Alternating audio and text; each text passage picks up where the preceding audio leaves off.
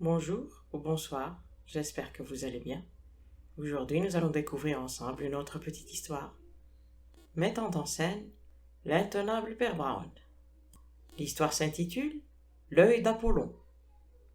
L'étrange buée étincelante, à la fois confuse et transparente, qui est le secret de la Tamise, se faisait d'un gris de plus en plus brillant, tandis que le soleil montait au zénith de Londres. Deux hommes traversaient le pont de Westminster. L'un était très grand et l'autre très petit.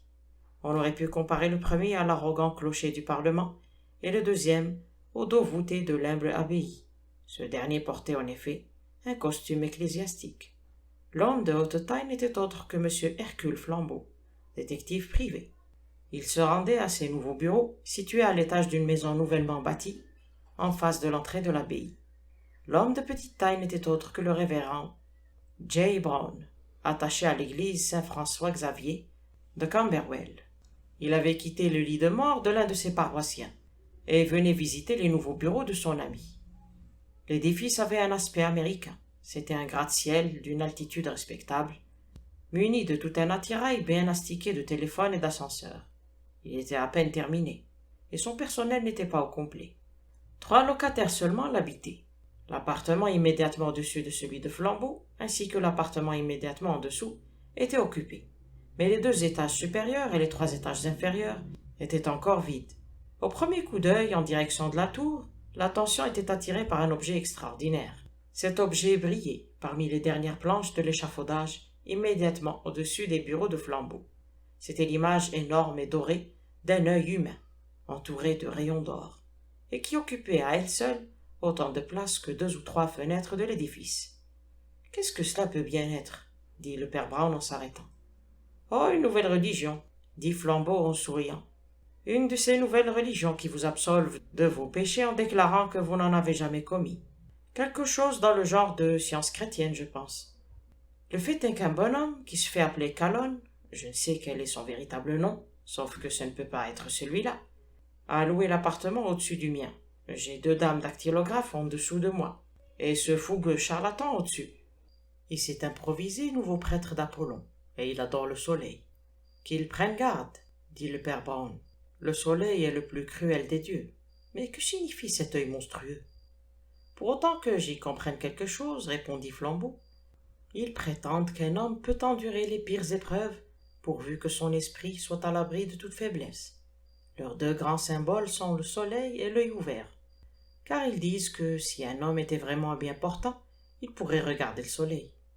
Si un homme était vraiment bien portant, dit le père Brown, il aurait autre chose à faire.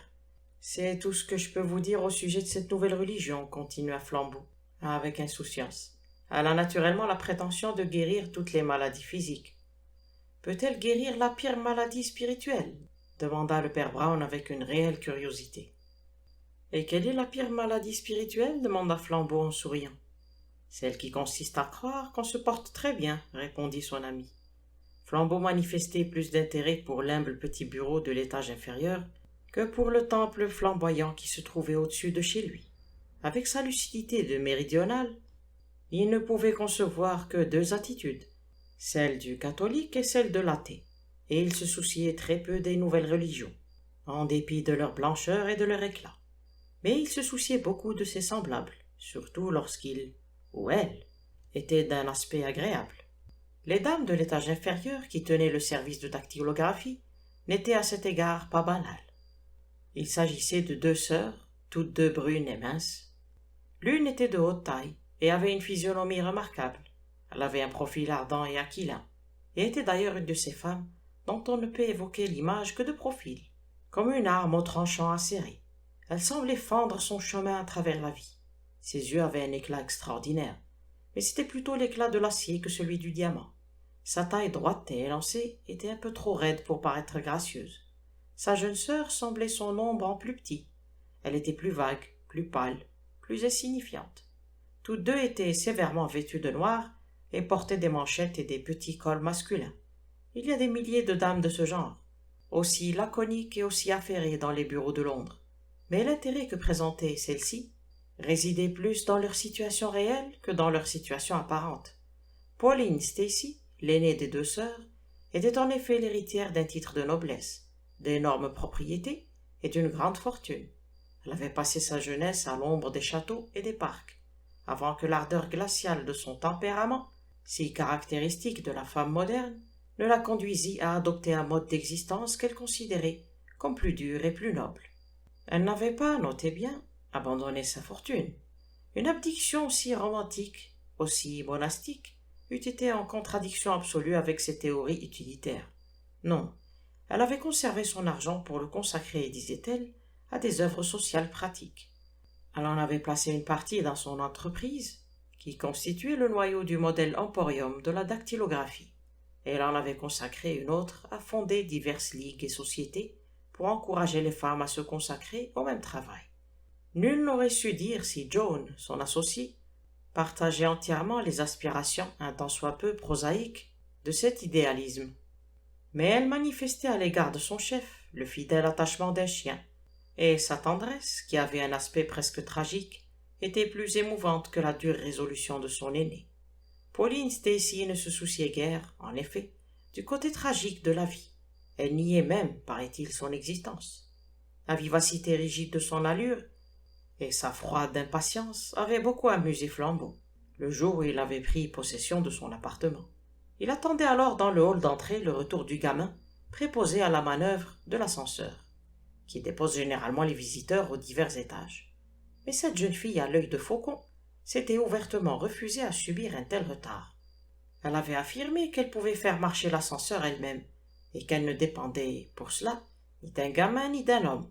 Quoique son appartement ne se trouvât qu'au 3e étage, elle réussit pendant les quelques secondes que dura la montée à exposer à Flambeau d'un air détaché une grande partie des principes fondamentaux de son existence. En résumé, elle était une ouvrière moderne et aimait l'industrie moderne. Ses yeux noirs brillèrent d'un éclat de colère abstraite lorsqu'elle évoqua ceux qui méprisaient la mécanique et réclamaient le retour à une vie plus romantique. Tout le monde, dit-elle, devrait être capable de manier les machines, tout comme elle pouvait manier l'ascenseur. Elle sembla presque blessée que Flambeau prit la peine d'en ouvrir la porte devant elle, et le détective monta chez lui en songeant, non sans quelque regret, au caractère agressif de son indépendance. Elle était certes d'un tempérament colérique, brusque et pratique. Les mouvements de ses mains fines et élégantes étaient même parfois violents et destructeurs. Un jour que Flambeau était entré dans son bureau pour quelque travail de copie, il constata qu'elle avait jeté une paire de lunettes appartenant à sa sœur au milieu de la pièce et qu'elle l'avait piétinée. Elle s'était abandonnée au courant irrésistible de son éloquence, flétrissant ces misérables subterfuges médicaux et la reconnaissance morbide d'une faiblesse imaginaire qu'impliquait le port de lunettes. Elle mit sa sœur au défi d'apporter dorénavant au bureau un gadget aussi artificiel et aussi malsain. Elle demanda si l'on attendait d'elle qu'elle portât des jambes de bois, de faux cheveux ou des yeux de verre, et tandis qu'elle parlait, ses yeux étincelaient comme un terrible cristal. Flambeau, surpris devant l'explosion d'un tel fanatisme, ne put s'empêcher de demander à Miss Pauline, avec son esprit logique de Français, pourquoi une paire de lunettes trahissait plus de faiblesse morbide qu'un ascenseur, et pourquoi, si la science peut nous aider dans un cas, elle ne peut nous aider dans l'autre. C'est si différent, répondit Pauline Stacy avec assurance. Les batteries, les moteurs et toutes les choses du même genre sont la marque de la force de l'homme. Oui, monsieur Flambeau. Et aussi de la force de la femme. Nous aurons notre tour dans l'élaboration de ces vastes machines qui dévorent l'espace et défient le temps. Ce sont des œuvres nobles et splendides. C'est vraiment de la science. Mais ces attelles et ces plâtres que vendent les médecins ne sont que des signes de pleutrerie. Les médecins nous mettent des bras et des jambes artificielles comme si nous étions nés esclaves, perclus et malades. Mais je suis né libre, monsieur Flambeau. Les gens s'imaginent qu'ils ne peuvent se passer de ces choses parce qu'ils ont été élevés dans la peur au lieu de l'avoir été dans la force et le courage, à l'image de ces bonnes stupides qui enseignent aux enfants à ne pas regarder le soleil, lesquels ne peuvent le faire ensuite sans cligner des yeux. Mais pourquoi, parmi les étoiles, en existerait-il une que je ne puisse voir? Le soleil n'est pas mon maître, et j'ouvrirai mes yeux, et je le regarderai à chaque fois qu'il me plaira. Vos yeux, dit Flambeau avec un profond salut, éblouiront le soleil. Il aimait à se montrer galant envers cette sévère beauté, parce que c'était le seul moyen de lui faire perdre un peu de son assurance. Mais en remontant chez lui, Il émit un sifflement et dit à part lui. Ainsi elle est tombée dans les pattes de ce sorcier aux yeux d'or, là-haut. Car si imparfaites que fussent ses connaissances concernant la nouvelle religion de Kalon, il savait qu'il conseillait à ses adeptes de fixer le soleil. Il s'aperçut bientôt que le lien spirituel entre les étages au-dessus et en dessous de lui devenait de jour en jour plus intime. L'homme qui se faisait appeler Kalon était une merveilleuse créature, digne, au point de vue physique, d'être le pontife d'Apollon. Il était presque aussi grand que Flambeau et beaucoup plus séduisant. Il avait une barbe d'or et des yeux bleus perçants, de longs cheveux rejetés en arrière comme la crinière d'un lion. C'était la bête blonde dont parle Nietzsche, mais cette beauté purement animale était éclairée et adoucie par son intelligence et son raffinement spirituel. Il évoquait l'image d'un grand roi saxon, mais de ceux qui furent aussi des saints, et cela en dépit de l'incongruité de son milieu, du fait qu'il avait un appartement au haut d'une maison de Victoria Street, que son employé, un banal jeune homme portant un col et des manchettes, se tenait dans son antichambre entre son bureau et le corridor, que son nom se trouvait gravé sur une plaque de cuivre devant sa porte, et que le symbole doré de sa foi était suspendu au-dessus de la rue comme une réclame d'oculiste. Toutes ces vulgarités ne pouvaient dépouiller Kalon de l'étrange fascination qui se dégageait de lui. En dépit de tout, lorsqu'on se trouvait en présence de ce charlatan, on se sentait en présence d'un grand homme, même dans le costume de toile qu'il portait dans son bureau en guise de vêtements de travail. Il avait un aspect imposant et formidable, et lorsqu'il revêtait les draperies blanches et le diadème d'or dans lesquels il saluait chaque jour le soleil, il paraissait si merveilleux que le rire des gens, dans la rue, leur restait parfois au bord des lèvres. 3 fois par jour, en effet, à l'aube, à midi et au crépuscule, ce nouvel adorateur du soleil sortait sur son petit balcon, au vu et au su de tout Westminster, pour débiter quelques litanies à son brillant seigneur. Les 12 coups de midi vibraient encore dans les tours du Parlement et des églises voisines lorsque le père Brown, l'ami de Flambeau, aperçut pour la première fois le prêtre immaculé d'Apollon. Flambeau, qui avait déjà assisté à ces salutations quotidiennes, en l'honneur de Phébus, s'engouffra sous le porche, sans même regarder si son ami le suivait. Mais le père Brown, soit par intérêt professionnel, pour une nouvelle forme de rituel, soit par intérêt personnel pour une nouvelle forme de sottise humaine, il s'arrêta net et leva les yeux vers le balcon de l'adorateur du soleil, comme il aurait pu le faire devant un théâtre de Guignol. Le prophète Kalon était debout, vêtu de ses draperies d'argent, les mains levées, et le son de sa voix étrangement pénétrante, répétant sa litanie solaire parvenant jusqu'en bas, dominant les bruits de la rue. Il était au milieu de sa prière, et son regard restait fixé sur le disque enflammé. Il est peu probable qu'il eût pu voir personne sur cette terre. Il est certain qu'il ne vit pas un petit prêtre au visage rond, qui, perdu dans la foule, le regardait en clignant des yeux. Telle était peut-être la différence la plus frappante qui distinguait ces deux hommes si profondément divisés. Le père Brown ne pouvait rien regarder sans cligner des yeux, mais le prêtre d'Apollon pouvait fixer l'orbe du soleil, de midi, sans que sa paupière frémît un instant. « Ô soleil !» cria le prophète. « Ô étoile trop auguste pour être admise dans le concert des étoiles ! Ô source qui jaillit paisiblement en ce lieu secret que nous appelons espace! Père brillant de toutes les choses brillantes et vivaces, des flammes blanches, des fleurs blanches, des sommets blancs, Père dont l'innocence ferait honte au plus candide et au plus serein de tes enfants, pureté primitive dans la paix de laquelle... » Un bruit de chute, puis un choc, pareil à l'explosion d'un bâton d'artifice, se firent soudain entendre, percés d'un long cri perçant. 5 hommes se précipitèrent vers la porte de l'immeuble, tandis que 3 autres en sortaient, et pendant un instant, personne ne put se faire entendre. Le sentiment que quelque chose d'horrible venait de se produire remplit la rue de rumeurs alarmantes, d'autant plus alarmantes que personne ne pouvait dire ce que c'était. 2 hommes seulement restèrent immobiles, après cette brusque commotion, le beau prêtre d'Apollon sur son balcon et le laid prêtre du Christ, dans la rue en dessous de lui. Enfin, la haute taille de Flambeau apparut sur le seuil et domina la foule. Hurlant de toutes ses forces, comme une sirène de navire, il cria à tout le monde qu'on aille quérir un médecin.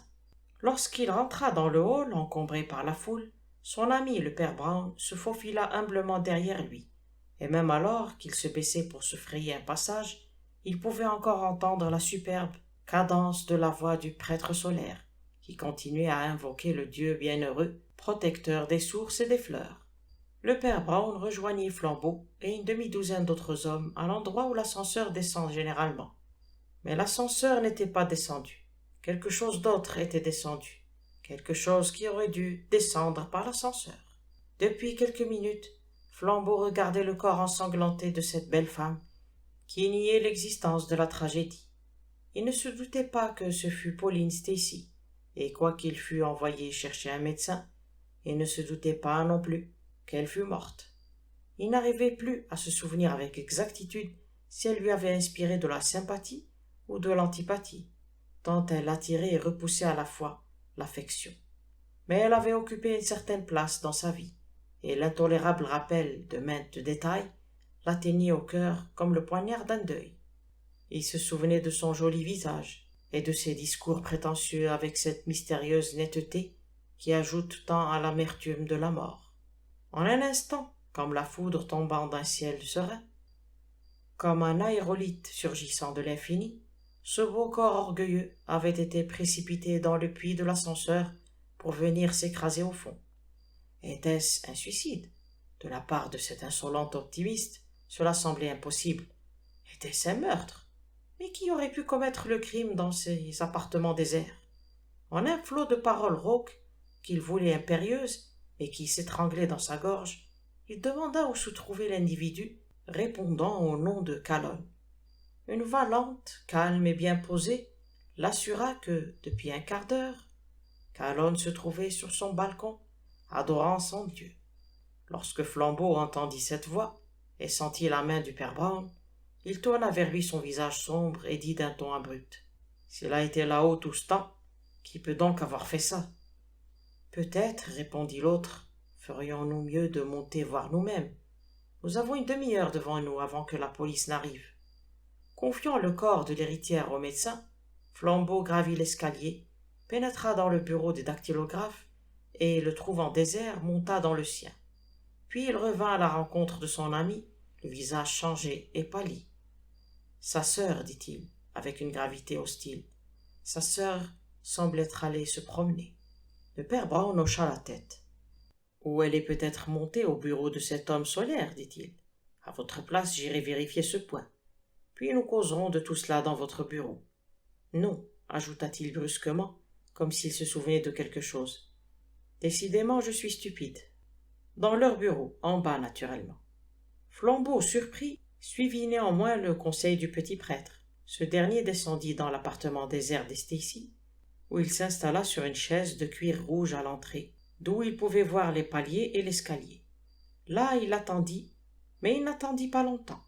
Quelques minutes après, 3 personnes descendirent l'escalier. La première était Joan Stacy, la sœur de la défunte. À l'évidence, elle se trouvait là-haut, dans le temple provisoire d'Apollon. La deuxième était le prêtre d'Apollon lui-même, qui, sa litanie achevée, apparaissait dans toute sa splendeur, balayant de sa robe les escaliers déserts. Dans ses draperies blanches, avec sa barbe et ses yeux divisés au milieu par une raie, il avait quelque chose du Christ de doré. Quittant le prétoire, la troisième personne était Flambeau, le front soucieux et l'air perplexe. Miss Joan Stacy, les traits tirés et la chevelure déjà parsemée de gris, marcha droit à son bureau et rassembla vivement ses papiers en les tapant légèrement sur la table. Cette action si simple rendit à chacun le sens de la réalité. Si Miss Joan Stacy était coupable, elle n'avait pas perdu son sang-froid. Le père Brown la fixa un certain temps avec un sourire bizarre. Puis, sans détourner les yeux, il s'adressa à Calonne. « Prophète, dit-il, je serais heureux si vous vouliez me renseigner sur votre religion. »« Je serais heureux de le faire, répondit Calonne en inclinant sa tête couronnée. Mais je ne suis pas certain de vous comprendre. »« Voici pourquoi, dit le père Brown, avec une franchise hésitante. On nous enseigne que si un homme possède de mauvais principes, il doit en être en partie responsable. Mais malgré cela, il faut distinguer entre l'individu qui offense volontairement la pureté de sa conscience et l'individu dont la conscience est réellement obscurcie par ses sophismes. Pensez-vous, par exemple, qu'il y ait quelque chose de mal à commettre un meurtre? Est-ce un réquisitoire? Demanda Calonne avec le plus grand calme. Non, répondit Brown, avec la même amabilité. C'est un plaidoyer. Dans le silence solennel qui suivit ces paroles, le prophète d'Apollon se leva. Et ce fut vraiment comme si le soleil lui-même se levait. Il remplissait à ce point la pièce de sa lumière et de sa vie, que l'on sentait qu'il aurait pu aussi bien en remplir la plaine de Salisbury. Sa figure drapée semblait décorer la pièce entière de draperies classiques, et ses gestes épiques ouvrirent au travers des murs de grandioses perspectives, si bien que la silhouette sombre de l'ecclésiastique moderne apparaissait à ses côtés comme une erreur, une incongruité, une tache noire et ronde, souillant la splendeur de l'Hélade. « Nous nous rencontrons enfin, Caïphe, dit le prophète. Votre Église et la mienne sont les seules réalités de ce monde. J'adore le soleil, et vous l'ombre qui le voile. Vous êtes le prêtre du Dieu mourant, et moi du Dieu vivant. Vos soupçons et vos calomnies sont bien dignes de votre habit et de votre foi. Toute votre Église n'est qu'une police ténébreuse. Vous n'êtes que des espions et des détectives cherchant par la trahison et la torture à arracher aux hommes la confession de leurs fautes. Vous voulez convaincre l'humanité de ses crimes, je veux la convaincre de son innocence. Vous voulez la convaincre de ses péchés, je veux la convaincre de ses vertus. Prêcheur de l'évangile du mal, encore un mot avant que je fasse à jamais voler en éclats vos délirantes calomnies. Vous ne pouvez imaginer, même vaguement, combien peu je me soucie du jugement que vous voulez porter sur moi. Je ne crains pas plus ce que vous appelez des honneurs ou l'honneur de vos exécutions, qu'un homme ne redoute l'image qu'un ogre dans un livre d'enfants. Vous dites que vous m'offrez de plaider ma cause. Je me soucie si peu du mirage de cette vie que je vous offrirai de dresser mon acte d'accusation. Il n'y a qu'un fait que l'on puisse invoquer contre moi dans cette affaire. Je l'invoquerai moi-même. La femme qui vient de mourir était mon amie et ma fiancée. Non pas selon les rites que vos petites chapelles appellent légitimes, mais selon une loi plus pure et plus sévère que vous ne comprendrez jamais. Elle et moi vivions dans un monde différent du vôtre. Nous foulions du pied des palais de cristal, tandis que vous rampiez à travers des couloirs et des tunnels de briques. Je sais bien que les policiers, théologiens ou laïcs s'imaginent toujours que là où l'amour a passé, la haine doit être proche. Voilà, vous tenez donc le premier argument de votre acte d'accusation. Mais le deuxième argument a plus de valeur encore. Je vous le livre pour ce qu'il vaut. Non seulement il est vrai que Pauline m'aimait, mais il est aussi vrai que, ce matin même, quelques instants avant sa mort, elle écrivit à cette table un testament par lequel elle me léguait, au titre de représentant de ma nouvelle Église, une somme de 10 millions. Allons, où sont les menottes? Croyez-vous que je m'inquiète de ce que vous ferez de moi? Si l'on me met en prison, ce sera comme si je l'attendais dans une gare. Si l'on me suspend au gibet, ce sera comme si j'allais vers elle dans un chariot. Il parlait avec l'autorité troublante d'un orateur, et Flambeau et John Stacy le contemplaient avec stupeur et admiration. Le visage du père Brown ne semblait exprimer qu'un extrême chagrin. Il restait les yeux fixés sur le sol, une ride de souffrance au milieu du front. Le prophète du soleil s'appuya avec aisance contre la cheminée et reprit.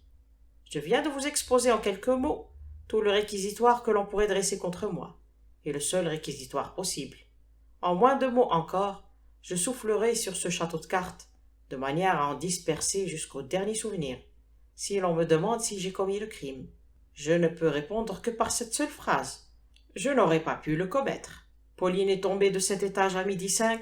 Une centaine de personnes peuvent témoigner que je me trouvais sur le balcon de mon appartement depuis le moment où midi commença de sonner jusqu'à 12h15. C'est l'heure que je choisis régulièrement pour mes prières. Mon employé, un respectable jeune homme de Clapham, qui n'a d'autre lien avec moi que des rapports d'affaires, pourra jurer qu'il est resté dans l'antichambre de mon bureau toute la matinée et qu'il n'a constaté aucune communication suspecte. Il jurera que je suis entré chez moi au moins 10 minutes avant l'heure, soit 15 minutes avant que l'on ait eu le moindre soupçon de l'accident, et que je n'ai pas quitté le balcon de mon bureau pendant tout ce temps. Personne ne posséda jamais un parfait alibi. Je peux invoquer au besoin le témoignage de la moitié de Westminster. Je crois que vous feriez bien de remporter vos menottes, la cause est entendue. Mais afin que ne subsiste aucun vent de cet imbécile soupçon, je vous dirai la vérité que vous voulez connaître. Je crois savoir comment ma malheureuse amie a péri. Vous pouvez, si vous le voulez, me blâmer pour cela, ou critiquer ma foi et ma philosophie, mais vous ne pouvez pas me condamner. C'est un fait bien connu de tous ceux qui étudient les vérités sublimes que certains adeptes ou illuminati ont acquis la faculté de lévitation, c'est-à-dire qu'ils peuvent rester suspendus dans le vide. Ce n'est là qu'un aspect de cette domination exercée sur la matière qui est l'élément le plus important de notre sagesse occulte. Cette pauvre Pauline était douée d'un tempérament impulsif et ambitieux. Je pense, pour parler franc, qu'elle se croyait plus avancée dans la connaissance de ces mystères qu'elle ne l'était en réalité. Elle m'a souvent dit, tandis que nous descendions ensemble par l'ascenseur, que si notre volonté était assez forte, nous pourrions nous laisser tomber sur le sol avec la légèreté d'une plume. Je suis solennellement convaincu que, dans un moment d'extase, elle tenta d'accomplir ce miracle. Sa volonté ou sa foi ont dû lui manquer au moment critique, et la loi inférieure de la matière s'est cruellement vengée sur elle. Voilà toute l'histoire, messieurs, fort navrante, et selon vous sans doute fort présomptueuse et pernicieuse, mais certainement pas criminelle. Je ne puis donc publiquement en être rendu responsable, dans le style laconique des bureaux de police. Vous feriez mieux de l'appeler un suicide. Je le verrai toujours pour ma part comme un échec héroïque, subi par l'amour de la science et la lente conquête du soleil. C'était la première fois que Flambeau voyait le père Brown vaincu. Ses yeux n'avaient pas quitté le sol, et son front restait contracté comme de honte. Il était impossible, après avoir entendu les paroles ailées du prophète, de s'affranchir de l'impression que ce maussade professionnel de la méfiance avait été terrassé par un esprit plus noble et plus pur que le sien, débordant de franchise et de santé. Brown dit enfin, clignant des yeux comme s'il ressentait une douleur physique. « Eh bien, s'il en est ainsi, monsieur, vous n'avez plus qu'à prendre possession du testament avant de vous en aller. Je me demande où cette pauvre demoiselle l'a laissé. Il doit être là-bas sur son bureau, devant la porte, je pense, » dit Calonne avec cette massive candeur d'allure qui écartait de lui tout soupçon. Elle m'a dit qu'elle l'écrirait ce matin, et elle était en train de l'écrire, lorsque je suis monté dans mon appartement par l'ascenseur. « Sa porte était-elle ouverte ?» demanda le prêtre, un œil fixé sur le coin de la natte qui recouvrait le plancher. « Oui, » répondit Calonne tranquillement. « Ah, on ne l'a pas refermée depuis, » dit Brown, de nouveau absorbé par l'examen de la natte. « Il y a un papier ici, » dit la sombre demoiselle Joan, d'une voix bizarre. Elle s'était approchée du bureau de sa sœur et s'était emparée d'un papier bleu. Elle arborait un sourire ironique, qui s'accordait mal avec l'ensemble de la scène, et Flambeau la regarda annonçant quelque défiance. Le prophète Calonne évita de toucher au papier, avec ce royal désintéressement qu'il n'avait cessé de manifester jusqu'alors. Mais Flambeau s'en saisit et lut avec stupeur. La première phrase était bien la formule ordinaire d'un testament. Mais après les mots « je donne et lègue tout ce que je possède », l'écriture s'interrompait brusquement, et quelques traits indéchiffrables tenaient lieu du nom du légataire. Flambeau tendit ce testament tronqué à son ami qui, après l'avoir parcouru silencieusement des yeux, le passa à son tour au prêtre du soleil. L'instant d'après, le pontife, aux longues draperies, traversait la pièce en deux enjambées et dominait de sa haute taille Joan Stacy. « Quel mauvais tour m'avez-vous joué là » cria-t-il, les yeux hors de la tête. « Ce n'est pas du tout ce que Pauline a écrit. » Ils furent surpris de l'entendre parler d'une voix toute différente, dans laquelle on percevait une pointe d'accent yankee. Toute sa majesté, tout son beau langage, lui était tombé des épaules comme un manteau. « C'est en tout cas ce que j'ai trouvé sur son bureau, » dit John en lui tenant tête avec le même sourire ironique. Soudain, l'homme se répandit en violents blasphèmes, en une cataracte de mots vengeurs. Il y avait quelque chose d'horrible à lui voir tomber ainsi le masque. C'était presque comme s'il avait jeté son visage. « Voyez-moi ça » cria-t-il avec un vulgaire accent américain, lorsqu'il eut épuisé le répertoire de ses jurons. « Je suis peut-être un aventurier, mais vous êtes une criminelle. Oui, messieurs, voilà l'affaire expliquée, et sans lévitation. La pauvre fille écrivait ce testament en ma faveur, sa maudite sœur entre ici, lui arrache la plume des mains, la pousse vers la cage de l'ascenseur et la jette dedans avant qu'elle ait pu l'achever. Oh là là, je reconnais que nous allons avoir besoin de menottes maintenant. » « Comme vous l'avez très bien fait remarquer, » répliqua John avec un calme mortel, « votre employé est un respectable jeune homme qui ne se parjugerait pas à la légère. Il pourra témoigner devant n'importe quel juge que j'étais dans votre bureau, occupé à mettre en ordre un travail de dactylographie, 5 minutes avant et 5 minutes après la chute de ma sœur. Monsieur Flambeau dira qu'il m'a trouvé là. Il y eut un nouveau silence. Bien, dans ce cas, s'écria Flambeau, Pauline était seule lorsqu'elle est tombée, et elle s'est bien suicidée. Elle était seule lorsqu'elle est tombée, dit le père Brown, mais elle ne s'est pas suicidée. Comment est-elle morte alors? Demanda Flambeau impatiemment. Elle a été assassinée. Mais elle était toute seule, objecta le détective. Elle était toute seule lorsqu'on l'a assassinée, répondit le prêtre. Tous les regards se tournèrent vers lui. Mais il demeura assis dans la même attitude misérable, la même ride au front, même si une honte et une peine anonyme l'oppressaient. Sa voix restait triste et incolore. Ce que je me demande, moi, s'écria Calonne avec un juron, c'est quand la police viendra arrêter cette sœur sauvage et sanguinaire. Elle a tué sa chair, elle a versé son sang. Elle m'a pris 10 millions, qui étaient déjà autant à moi que... Voyons, prophète, interrompit Flambeau avec mépris. N'oubliez pas que le monde entier n'est qu'un mirage. L'hiérophante du dieu soleil fit un effort pour se hausser de nouveau sur son piédestal.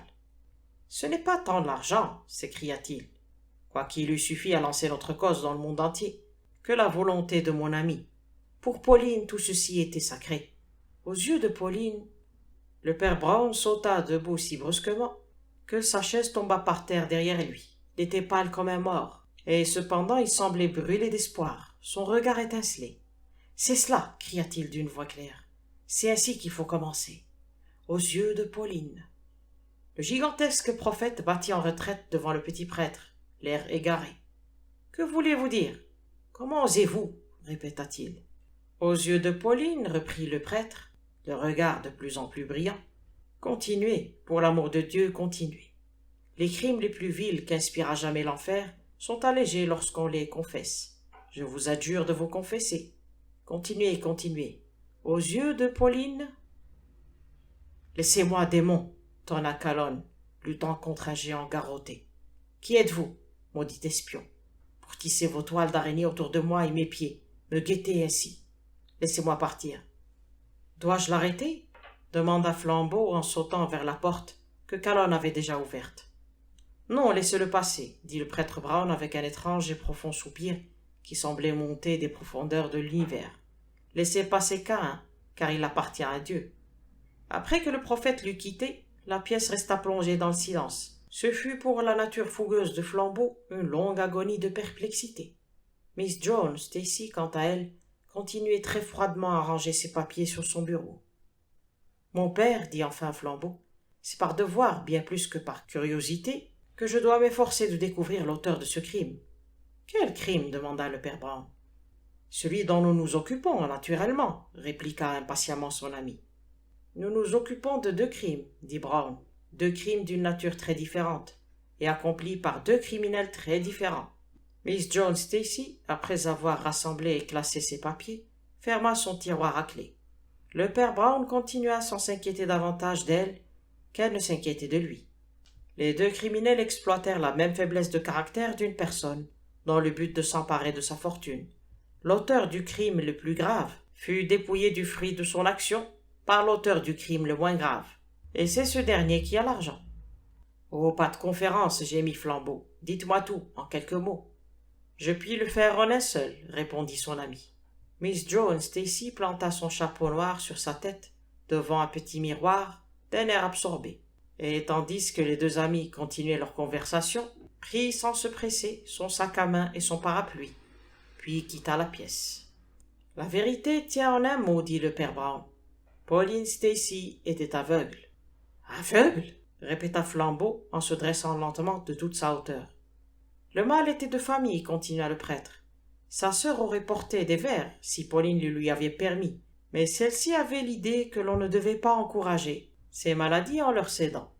Elle ne voulait pas admettre que sa vue se voilait, ou bien elle tâchait de vaincre son mal par la seule force de sa volonté. Plus elle la forçait, plus naturellement sa vue s'affaiblissait.